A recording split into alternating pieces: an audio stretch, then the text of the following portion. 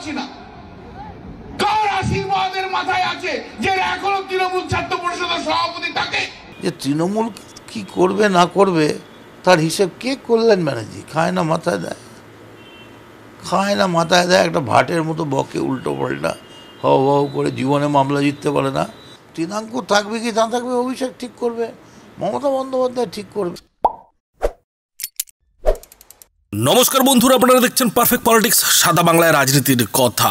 বন্ধুরা, তৃণমূলে এই মুহূর্তে ঝড় চলছে, রীতিমতো উথাল পাথাল পরিস্থিতি চলছে।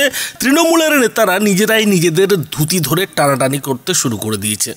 আর এই যে ধুতি টানাটানির খেলা, সেই ধুতি টানাটানির খেলাতে একেবারে কল্যাণ বন্দ্যোপাধ্যায় থেকে শুরু করে সৌগত রায়, ববি হাকিম, সেই সঙ্গে মদন মিত্র, হুমায়ুন কবিরের মতো নেতারা ঝাঁপিয়ে পড়েছেন। আর ঝাঁপিয়ে পড়ে একে অপরের ধুতি টানাটানি শুরু করে দিয়েছেন যে কে কাকে, ওই যে নিন্দুকেরা বলে না যে ন্যাংটো করে দেওয়া, তো সেই রকমই কিন্তু কে কাকে কতটা ন্যাংটো করতে পারে তারই যেন একটা খেলা শুরু হয়ে গেছে। আর এই খেলাতে কল্যাণ বন্দ্যোপাধ্যায় একেবারে মধ্যমণি হিসেবে কাজ করছেন। কল্যাণ বন্দ্যোপাধ্যায় বলতে গেলে একেবারে মমতা বন্দ্যোপাধ্যায়ের হয়ে একাই তলোয়ার নিয়ে এই সৌগত রায়, ফিরহাদ ববি হাকিম, হুমায়ুন কবিরদের সঙ্গে লড়াই করে যাচ্ছেন। আর সেই কল্যাণ বন্দ্যোপাধ্যায়েরই ধুতি খুলে দিচ্ছেন আরেক তৃণমূল নেতা মদন মিত্র। মদন মিত্র একেবারে কল্যাণ বন্দ্যোপাধ্যায়ের পর্দা ফাঁস করে দিচ্ছেন, বলে দিচ্ছেন যে কেন কল্যাণ বন্দ্যোপাধ্যায় এভাবে হবর করে কথা বলছেন। এখন কথা হচ্ছে যে এই যে তৃণমূলের নেতাদের মধ্যে নিজেদের মধ্যে ধুতি টানাটানের লড়াই বা খেলা, সেই খেলার পেছনে কোন রাজনীতি রয়েছে? সব থেকে বড় প্রশ্ন এটাই। কেন কল্যাণ বন্দ্যোপাধ্যায় আচমকাই মমতা বন্দ্যোপাধ্যায়ের হয়ে তলোয়ার ঘোরাতে শুরু করলেন? আর কেনই বা মমতা বন্দ্যোপাধ্যায়ের হয়ে তলোয়ার ঘোরাতে গিয়ে কল্যাণ বন্দ্যোপাধ্যায়কে মদন মিত্র আক্রমণ করে বসলেন? আসলে রাজনৈতিক বিশ্লেষকরা যেটা বলছেন বন্ধুরা, যে কল্যাণ বন্দ্যোপাধ্যায় মাঝখানে 2-3 দিন আগে একটা ছোট্ট ভুল করেছিলেন। আর সেই ভুলটা হচ্ছে যে তৃণমূলের ছাত্র পরিষদের সভাপতি তৃণাঙ্কুর ভট্টাচার্যকে নিয়ে কথা বলতে গিয়ে এই কথাটা বলে ফেলেছিলেন যে কি করে তৃণাঙ্কুর ভট্টাচার্যের মতো লোকেরা এতদিন ধরে তৃণমূলের ছাত্র পরিষদের সভাপতি হয়ে বসে আছেন, কার হাত এর মাথায় রয়েছে। এই কথাটাই কিন্তু কল্যাণ বন্দ্যোপাধ্যায় আগ বাড়িয়ে বলতে গিয়ে সাপের ল্যাজে পা ফেলে দিয়েছিলেন। আর সেই যে সাপের ল্যাজ, সেটা যে কোনো সময়ে ফোঁস করতে পারে, এটা কল্যাণ বন্দ্যোপাধ্যায় ভালো মতোই বুঝেছিলেন যে তার এই যে বক্তব্য, এই বক্তব্যটা ছোট মুখে একটু বড় কথা হয়ে গেছে। কেননা তৃণাঙ্কুর ভট্টাচার্যের মাথায় তো খোদ অভিষেক বন্দ্যোপাধ্যায়ের হাত রয়েছে। তো এই যে অভিষেক বন্দ্যোপাধ্যায়ের হাত থাকা এবং সেই নিয়ে কল্যাণ বন্দ্যোপাধ্যায়ের প্রশ্ন তোলা, সেটাই কিন্তু কল্যাণ বন্দ্যোপাধ্যায়ের ঘুম কেড়ে নিয়েছিল। আর এই ফাঁকেই যখন সৌগত রায় এবং ফিরহাদ ববি হাকিমের মতো নেতারা পুলিশের ভূমিকা নিয়ে প্রশ্ন তুললেন, পুলিশ কেন তৃণমূল কাউন্সিলর সুশান্ত ঘোষের উপর দুষ্কৃতীদের গুলির ঘটনা আটকাতে পারল না বলে প্রশ্ন তুললেন, তখন কিন্তু কল্যাণ বন্দ্যোপাধ্যায় তার যে সুযোগ, সেই সুযোগটা বুঝে ফেললেন। আর সেই সুযোগটা হচ্ছে যে এরা আসলে পুলিশের বদনাম করতে গিয়ে, পুলিশের সমালোচনা করতে গিয়ে যে মমতা বন্দ্যোপাধ্যায়কে টার্গেট করছেন, সেটা কিন্তু কল্যাণ বন্দ্যোপাধ্যায় মিডিয়াকে খাইয়ে দিলেন। আর সেটা খাওয়াতে গিয়েই কল্যাণ বন্দ্যোপাধ্যায় মমতা বন্দ্যোপাধ্যায়ের হয়ে, মানে পুলিশ মন্ত্রী মমতা বন্দ্যোপাধ্যায়ের হয়ে তলোয়ার ঘোরাতে শুরু করে দিলেন। কেন না, ওই যে তৃণাঙ্কুর ভট্টাচার্যের সমালোচনা করতে গিয়ে তিনি অভিষেক বন্দ্যোপাধ্যায়ের ভূমিকা নিয়ে প্রশ্ন তুলেছিলেন। আর অভিষেক বন্দ্যোপাধ্যায় খচে গেলে কল্যাণ বন্দ্যোপাধ্যায়ের কি অবস্থা হবে কল্যাণ বন্দ্যোপাধ্যায় বুঝতে পেরেছিলেন। ফলে কল্যাণ বন্দ্যোপাধ্যায় সেই যে অভিষেকের কোপ, সেই কোপ থেকে বাঁচতে ঝোপ বুঝে সৌগত রায় এবং ফিরহাদ ববি হাকিমদের ব্যবহার করা শুরু করলেন। আর সেইটাই করতে গিয়ে কল্যাণ বন্দ্যোপাধ্যায় একেবারে মমতা বন্দ্যোপাধ্যায়ের হয়ে ছড়ি ঘোরাতে শুরু করলেন, মমতা বন্দ্যোপাধ্যায়ের হয়ে তলোয়ার চালাতে শুরু করলেন। আর এদিকে চুপ করে বসেছিলেন মদন মিত্র। তিনিও এই মুহূর্তে ফাঁকায় বসে রয়েছেন, বলতে গেলে রিজার্ভ বেঞ্চে বসে রয়েছেন। তিনি তৃণমূলের হয়ে এখন আর খুব একটা খেলার সুযোগ পান না। তো তিনিও দেখলেন যে এই সুযোগ জব বুঝে কোপ মারার, তিনি পাল্টা একেবারে কল্যাণ বন্দ্যোপাধ্যায়ের মাটি করতে শুরু করে দিলেন। কল্যাণ বন্দ্যোপাধ্যায়ের একেবারে ধুতি টানা শুরু করে দিলেন, কল্যাণ বন্দ্যোপাধ্যায়ের একেবারে আগা পাস্তারা খুলতে শুরু করে দিলেন। আর সব মিলিয়ে তৃণমূলের মধ্যে একেবারে জগা খিচুড়ি অবস্থা শুরু হয়ে গেল। আর সেই জগা খিচুড়ি অবস্থাটা কি বন্ধুরা দেখুন ভিডিও। কালচার থ্রেড কালচার করে কথা বলছে জানেন, শুধু তৃণমূল ছাত্র পরিষদের যত ছেলে আছে প্রায় 200 থেকে 250 ছেলেকে থ্রেড কালচার দিয়ে আজকে তাদের মেডিকেল কলেজ থেকে এক্সপেল করা হচ্ছে, সাসপেন্ড করা হয়েছে। টিএমসিপি ছেলেদের কি করে সাসপেন্ড করে এক্সপেল করে রাখে আমিও দেখবো। আমি তো তৃণমূল ছাত্র পরিষদের সভাপতি আছে, তাকে তো কোথাও দেখলাম না এদের পাশে এসে দাঁড়াতে। সরি টু সে, কি ত্রিরাঙ্কুর না কি নাম, তাকে তো কোথাও দেখলাম না আমি এসব জায়গায় এসে দাঁড়াতে, সেই ছেলেগুলোদের পাশে এসে দাঁড়াতে। I am very sorry to say. পার্টিরও দেখা উচিত কেন এইসব তৃণমূল ছাত্র পরিষদের সব সভাপতিরা থাকবে যারা অ্যাফেক্টেড স্টুডেন্ট, তাদের পাশে এসে দাঁড়াতে পারে না। এতগুলো ছেলে আজকে সাসপেন্ড এক্সপেল হয়ে গেল, টিএমসিপি ছেলে, আর তৃণমূল ছাত্র পরিষদের সভাপতি তার মুখ থেকে কোনো ভাষা নেই, কোনো কথা নেই।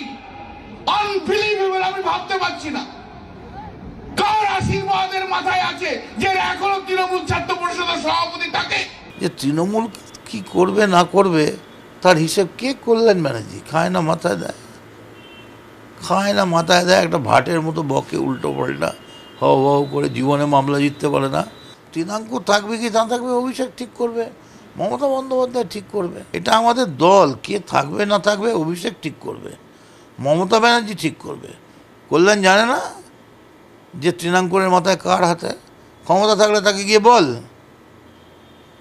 ফালতু ভাট বকে, আরে তুই কাঞ্চনকে বলবি, ভেবে শুনে বল কাকে বলছিস, কথা ঠিকঠাক বল, কোথা থেকে কোথায় পা হড়কে যাবে মুশকিল হয়ে যাবে, এমনি তো তেলে জলে রয়েছিস। মদনের কি ওই রাস উৎসবের রাসলীলা কি শেষ হয়েছে এখন? সেই ঘোর কেটেছে না ওর ঘোরটা কাটেনি এখনো? মদনকে কেউ সিরিয়াসলি পলিটিক্সে কেউ কখনো নেয় না। আমি হচ্ছি তৃণমূলের সব থেকে বড় শহীদ, বলে আমাকে অপমান করলে আপনার নিজের অপমান হবে। আপনি আমদানি করা মাল, আপনি আমদানি করে ম্যানেজ করে মমতা ব্যানার্জির হাতে পায়ে ধরে কোনো রকমে ভবানীপুরে একে ম্যানেজ করে ওকে তুলে একটা বাড়ি কোনো রকমে তুলেছেন। যদি মায়ের দুধ খেয়ে থাকেন মমতা ব্যানার্জিকে রিকোয়েস্ট করুন, আপনি পদত্যাগ করুন, আমিও পদত্যাগ করছি, এনি সিট ইন বেঙ্গল। দুঃখের ব্যাপার হচ্ছে তৃণমূলের জামা পরে ওকে জেলে ঢুকতে হয়েছিল, এটাই হচ্ছে তৃণমূলের পক্ষে দুর্ভাগ্য। 2 বছর না 2.5 বছর জেলে ছিল, তারপর এখন বেলে আছে। আরে আমি জেলে গেছি তো বুকের পাটা নিয়ে বাপের ব্যাটার মতো গেছি। আমি গেছি ডেলি 50,000 40,000 করে লোক গেছে, মদন মিত্রকে জিন্দাবাদ। আমার বিরুদ্ধে 2008 থেকে 2024 কোনো আর্থিক দুর্নীতির কথা আসেনি। আমি গেছি মিডিয়া হাইপ চাপে এবং ভারতবর্ষের পঞ্জি স্কিমের প্রথম অ্যাকিউজড। তারপরে আমি আবার ইলেকশন জিতেছি। মদন কিন্তু কখনো তৃণমূলে প্রথম থেকে ছিল না কিন্তু, জানো তো। 1999 সালে যখন তৃণমূল তৈরি হয়, ওই 98, 99, 2 বছর মমতা ব্যানার্জি যখন দাঁড়িয়েছিল নির্বাচনে, এই হরিশ চ্যাটার্জির মুখে দাঁড়িয়ে এসে মদন মমতা বন্দ্যোপাধ্যায়ের সম্বন্ধে গালাগাল দিয়ে গিয়েছিল, মদন মিত্র আর সৌগত রায়। তারপর 2001 এসে তৃণমূলের ছত্রছায়া আছে। আমরা তো প্রথম থেকে তৃণমূলে রয়েছি, আমাদের তো মাথা নিচু হয় মদন মিত্রের জন্য। আর তুই আসানসোলে একবার জিতে তারপরে গোহারান হেরে পার্টিটাকে তুলে দিয়ে মমতা ব্যানার্জির পায়ে ধরে একটা শ্রীরামপুর সিট জোগাড় করে সেফ সিট থেকে জিতে এসছিস। ক্ষমতা থাকলে সব চুনোপুটি এই বাচ্চা ছেলেদের, ছোটো ছোটো ছেলেদের নাম মুরগি করে তৃণাঙ্কুরকে আসো কবে দাঁড়াবে বলো না, কোথায় দাঁড়াবে? আমি ছেড়ে দিচ্ছি কালকে, তুমি মমতা ব্যানার্জিকে বলো যে একটা আমরা ফ্রেন্ডলি ম্যাচ হোক। এক্স স্টুডেন্ট অ্যাসোসিয়েশন আজকে একটা পিটিশন ফাইল করেছে, তারা পার্টি অ্যাড হতে চায়। আমি তো বিরোধিতা করব। তার আগে আমি বলেছি এই এক্স স্টুডেন্ট অ্যাসোসিয়েশনে কারা কারা ডাক্তার আছে তাদের নাম দাও আগে, আমি দেখতে চাই আগে। সেই ডাক্তারদের কি ইনভলভমেন্ট ছিল আমায় দেখতে হবে। এই ডাক্তারদের মধ্যে যারা মেম্বার রয়েছে তারাও তো কেউ কেউ এক্স পোস্ট হোল্ড করতো আইএমএতে, তারাও তো আরজি করের মধ্যে আগে চার্জে ছিল, তাদের বিরুদ্ধেও কেন সিবিআই ইনভেস্টিগেশন হবে না? সব কেলেঙ্কারি হোক। ঝড়ে কাক মরে গেছে, ফকিরের কেরামতি বেড়ে গেছে। এইবারে ডাক্তারদের কেসটা করতে গিয়ে প্রায় ডুবিয়ে দিয়েছিলেন। ডাক্তাররা অন্য উকিল ধরে কোনো রকমে আরজি কর মামলাটা জেতার পরে তখন ওই জেতা মামলা রেফারেন্স নিয়ে উনি ময়দানে নেমে পড়লেন। মানে যখন 5 গোলে দল এগিয়ে আছে উনি গিয়ে একটা পেনাল্টি মেরে বলছেন আমি গোল দিয়ে জিতিয়েছি। আমি তো জানি, আমি ছিলাম তো, পায়ে ধরে বাড়ি জোগাড় করেছেন, সব মমতা ব্যানার্জি পায়ে ধরে পেয়েছেন, বারবার এসে একবার করে উকি দিয়ে যেই কোর্টে বসে যেই সঙ্গে মমতা ঢুকেছে টুক করে কেন চেয়েছিলেন মমতার পাড়ায়? যাতে উনি কোর্টের চেম্বারে বসলে মমতা ঢুকলেই ঢুকে পড়তে পারেন। He has taken the highest advantage. তবে এত হাত ফাত কেটে গেলে মুশকিল।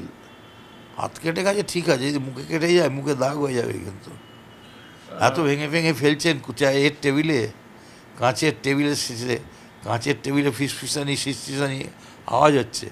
কাঁচের ঘরে বসে কেউ কাউকে ইট মারে না। যখনই কিছু হয় তার আগে মমতা ব্যানার্জি বাড়িতে এসে, দিদি আমি চলে যাব, দিদি আমি থাকবো না, আপনি যা বলবেন দিদি আমি কবে থেকে বলুন, বাড়িঘর ছেড়ে এসে। মমতা ব্যানার্জির দয়ায় আছে। এইগুলো সব মমতা ব্যানার্জির মানে বাড়িতে অন্নে খাওয়া, দয়ার অন্নে খাওয়া, ঘোরাফেরা করে বস্তু জীব। এগুলো কে?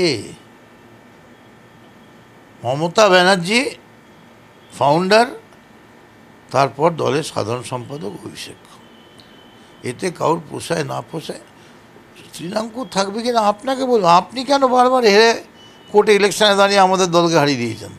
আমি পুলিশ মন্ত্রী হিসাবে এই মুহূর্তে ডেপুটি সিএম এবং পুলিশ মন্ত্রী হিসাবে অভিষেক বন্দ্যোপাধ্যায়কেই দেখতে চাইছি। হুমায়ুন কবিরকে মমতা বন্দ্যোপাধ্যায়ের যোগ্যতা নিয়ে প্রশ্ন করার? Who is he? Humayun Kabir is not a factor at all. ও কবে কোন কার সঙ্গে আছে, কার ফেভারে বলে, কবে কোন থেকে উল্টে দিকে অন্য কথা বলে, কেউ বোঝে না। আমার মনে হয় সমস্যা হচ্ছে এই যে আত্মসন্তুষ্টি মানে ওরা ভাবছে তো একই সরকার ক্ষমতায় আছে, সুতরাং আমাদের আর কি হবে, এদিক ওদিক তো হবে না। তাই পুলিশ ভাবছে যে যেরকম এই গচ্ছ রুটিন কাজ করি সেইরকম করলেই হবে। Enough is enough. পুলিশকে বলবো অ্যাক্ট নাও, অ্যাক্ট নাও। মুখ্যমন্ত্রী বলার পরে কেন আর্মস ঢুকছে, কি করে আর্মস ঢুকছে, ইন্টেলিজেন্স কোথায়? তৃণমূলের কংগ্রেসের তো অনেকের বিরুদ্ধে করাপশনের চার্জ রয়েছে, তা তাদেরই তো এখন বেরিয়ে চলে যাওয়া উচিত। নারদার কেসে তো সৌগত রায়, ববি হাকিম দুজনেই ইনভলভ রয়েছে। কেন রয়েছে? মমতাজির দোষ নাকি এটা? মমতা বন্দ্যোপাধ্যায়ের যোগ্যতা নিয়ে প্রশ্ন তোলার ক্ষমতা কার রয়েছে? সৌগত রায়ের নেই, ববি হাকিমেরও নেই, হুমায়ুন কবিরেরও নেই, কারণ নেই। যাদের যোগ্যতা, মমতা বন্দ্যোপাধ্যায়ের যোগ্যতা নিয়ে যারা প্রশ্ন তুলবে তাদের তৃণমূল ছেড়ে দিয়ে তৃণমূলের বিরুদ্ধে লড়াই করে সেই যোগ্যতার প্রশ্ন তুলবে। কেউ যখন বলে কল্যাণ বন্দ্যোপাধ্যায় লোকসভার কমিটির মিটিংয়ে বোতল ভেঙেছেন, এই নিয়ে কি আমি সমালোচনা করতে যাই? এসে বলবে দিদি তুমি ছাড়া কিছু হবে না, তুমি ছাড়া তৃণমূল থাকবে না। আর উল্টো পরে যে দিদির বাইরে যে দিদির নামে ইনডিরেক্টলি সমালোচনা করবে সেটাও হয় না। যারা মমতা বন্দ্যোপাধ্যায়কে নিয়ে সমালোচনা করে, এতটুকু কথা বলে, তারা তৃণমূলের জার্সিটা ছেড়ে সমালোচনা করুক। আমার বক্তব্য হচ্ছে, যদি কেউ মনে করে যে মমতা বন্দ্যোপাধ্যায় কোনো জায়গায় কোনো অযোগ্যতা আছে, অপদার্থতা আছে, আর মমতা বন্দ্যোপাধ্যায়ের জন্য যখন তৃণমূল কংগ্রেস, তাহলে তার বাইরে বেরিয়ে গিয়ে তুমি মমতা বন্দ্যোপাধ্যায়কে হারিয়ে দিয়ে প্রমাণ করে দাও। পুলিশকে সমালোচনা করতে গিয়ে যারা মমতাদিকে ছোট করবার চেষ্টা করছে তারা অন্যায় করছে। ইনডিরেক্টলি মমতাদির সমালোচনা করাটা ঠিক হচ্ছে না। তাদের ইনডিরেক্টলি সমালোচনা না করে তারা দলের বাইরে যে মমতা বন্দ্যোপাধ্যায়ের বিরুদ্ধে লড়াই করে দেখে।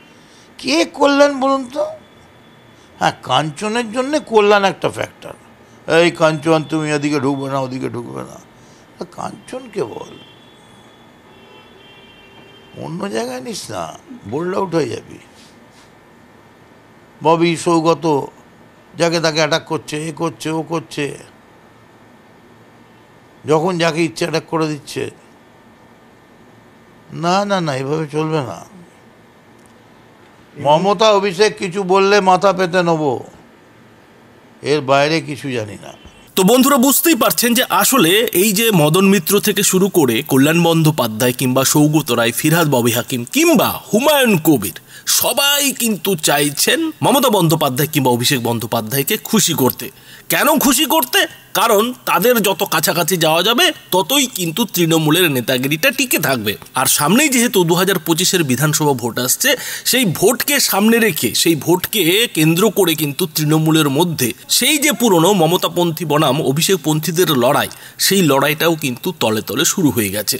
কেননা অভিষেকপন্থীরা কিন্তু চাইছেন যে 2025-এর যে বিধানসভা ভোট, সেই ভোটকে সামনে রেখে মমতা বন্দ্যোপাধ্যায় অন্তত এবার অভিষেক বন্দ্যোপাধ্যায়কে সামনে দিকে এগিয়ে নিয়ে আসুন, অন্তত তাকে উপমুখ্যমন্ত্রী করে রাজ্যের মানুষের সামনে ভোটের প্রচারটা হোক। আর এই যে অভিষেকপন্থীদের ইচ্ছা, সেই ইচ্ছাটারই যেন প্রতিফলন ঘটেছে হুমায়ুন কবির, ফিরহাদ ববি হাকিম, মদন মিত্রদের মন্তব্যের মধ্যে দিয়ে। উল্টো দিকে আবার কল্যাণ বন্দ্যোপাধ্যায়ের মতো নেতারা মমতা বন্দ্যোপাধ্যায়েরই কিন্তু স্নেহ ছায়াতে থাকতে চাইছেন, কেননা তারা বুঝতে পেরেছেন যে অভিষেক বন্দ্যোপাধ্যায়ের মতো নেতাদের হাতে ক্ষমতা চলে গেলে তাদের ডানা ছাটা একেবারে নিশ্চিত। ফলে কল্যাণ বন্দ্যোপাধ্যায়ের মতো নেতারা কিন্তু নিশ্চিত আশ্রয় খুঁজতে একেবারে মমতা বন্দ্যোপাধ্যায়ের হয়ে গলাবাজি শুরু করে দিয়েছেন, কিংবা তলোয়ার চালানো কিন্তু শুরু করে দিয়েছেন। আর সেই তলোয়ারটা কিন্তু কোনো বাইরের বিজেপি কিংবা বিরোধীদের বিরুদ্ধে নয়, দলেরই অর্থাৎ তৃণমূলেরই নেতাদের বিরুদ্ধে সেটা করা শুরু হয়ে গেছে।